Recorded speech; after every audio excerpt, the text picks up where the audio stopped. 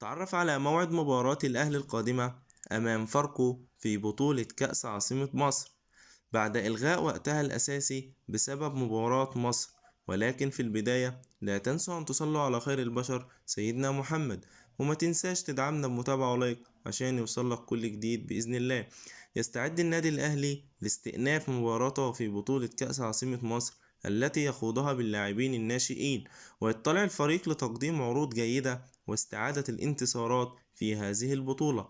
وحقق فريق المقاولون العرب فوز كبير على نظيره الأهلي ب3 أهداف نظيفة في المباراة التي أقيمت بينهما على استاد السلام ضمن منافسات الجولة الرابعة من بطولة كأس عاصمة مصر.